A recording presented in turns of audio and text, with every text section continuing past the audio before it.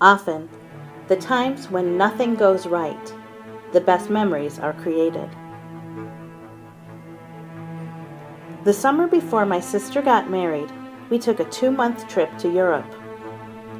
We got Eurail passes, a copy of Let's Go Europe, and we got on the plane.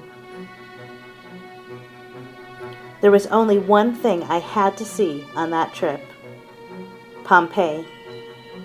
I had always been fascinated by the story of Pompeii, the idea of a place being frozen in a moment in time. If you can get past the terror of it, there's also something magical about the immortality of the day when Mount Vesuvius erupted.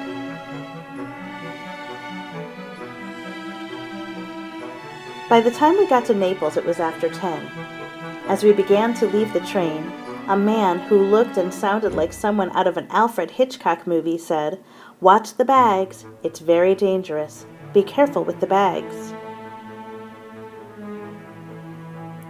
The information desk was closed, and every hostel we called was full. I started to panic. A tired-looking police officer approached us. "You have problem?" he asked. When we explained the situation, he said that he had a friend with a hotel, and he would walk us there in 45 minutes after his shift.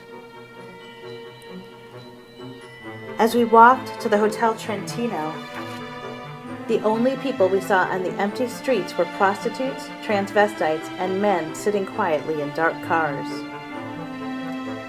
A little boy carrying a purse ran past us with a woman screaming after him.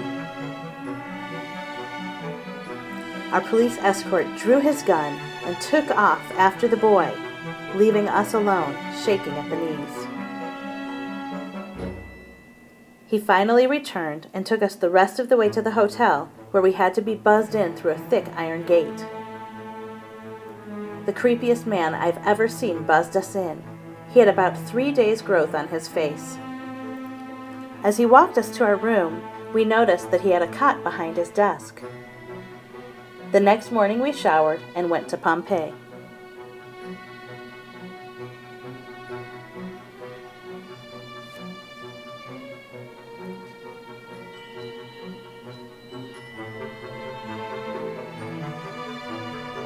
Afterward, we decided not to spend another night, and we boarded the train to the next city.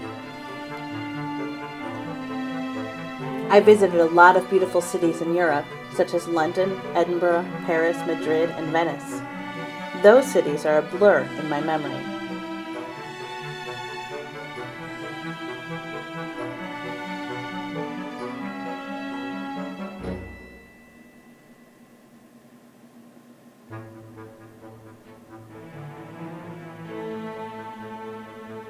But I remember every detail of Naples as if it were yesterday.